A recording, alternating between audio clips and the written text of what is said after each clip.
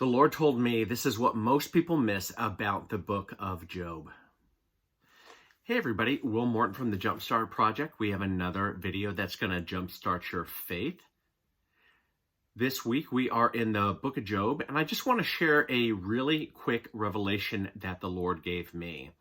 So I was driving down the road and, I was kind of talking to the Lord, praying, but probably more complaining than anything else. And he says to me, this is what most people miss about the book of Job. So we all know the story of Job. You've probably heard the story. Maybe you've read it. It is a very long book. It is 42 chapters. It's one of the longer books, not the longest book.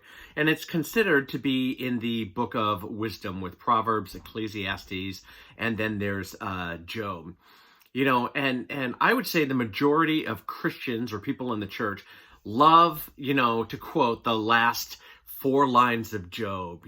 Job was blessed the latter part of his life, and God doubled his inheritance, and they say all these grandiose things.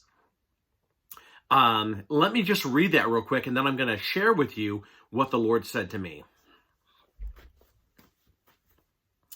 So, chapter 42 in verse 12, it says, "Now the Lord blessed the latter days of Job more than his beginning, for he had 14,000 sheep, 6,000 camels, 1,000 yoke of oxen, and 1,000 female donkeys. He also had 7 sons and 3 daughters.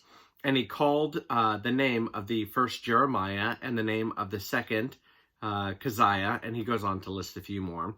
Down to verse 15, "In all the land there were found no women so beautiful as the daughters of Job, and their father gave them an inheritance among their brothers.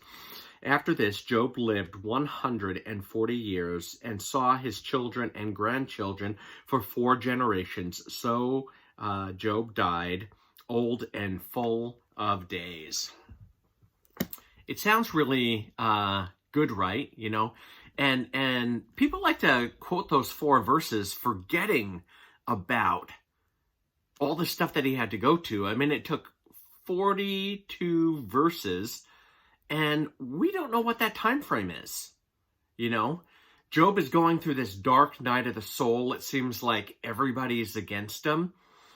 And, there's absolutely no hope. And we have no idea how long that took. Now think about King David for a moment. So God told King David that he was going to be king, right? David the shepherd boy, you're going to be king. He even gets invited to the palace, and he's going to marry the king's daughter. Then he gets kicked out. The king's against him. All these men are against him, and he's hiding in a cave for 14 years. So I'm wondering, is it the same thing in the case of Job? I mean, was this a really, really prolonged time of suffering, a dark night of the soul, where he was wondering, what the heck's going on, right? Because the account of Job is he was a blameless man. He feared God. He shunned evil. He was trying to live right. He even made up offerings and sacrifices on behalf of his kids, right? So anyway, I'm driving down the road. I'm talking to God, and it's not that things are going bad. But God's given me promises, and I've heard things in the spirit. I've had dreams. And I believe all these things that God has shown me for my own life are going to come to pass. So I'm kind of whining, and I'm going, God, what's going on here? I thought by now, my life would look different. And the Lord actually brought up the end of Job here, and what he said to me was, restoration takes time.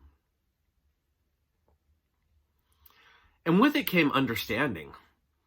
So, first let's mention just his kids. He's got 10 kids, and I mean, assuming like clockwork, one came every single year, that's 10 years right there.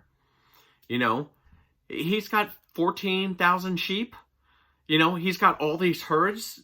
If Job started with very little, next to nothing, maybe his friends felt bad and gave him a few sheep.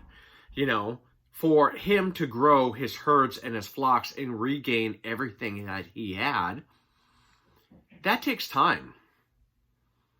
So I had to chew on that for a few days. I had to think about that, 3 or 4 days. And I was like, oh, okay, yeah, that totally makes sense, I mean, God is in the business of restoring things. Jesus has the ministry of reconciliation. He's restoring all things to God through the cross. And, we do get to see some of those blessings and promises come true on this side of life. I mean, even King David said in Psalm 27, he said, I believe I will see the goodness of the Lord in the land of the living.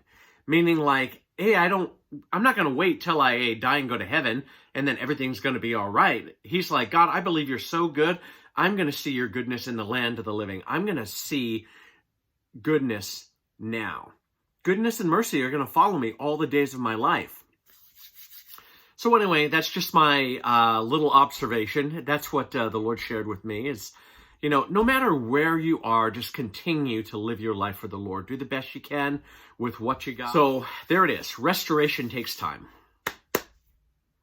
All right. Well, thanks for tuning in. This is Will Morton of the Jumpstart Project. Until next time, take care, goodbye, and God bless.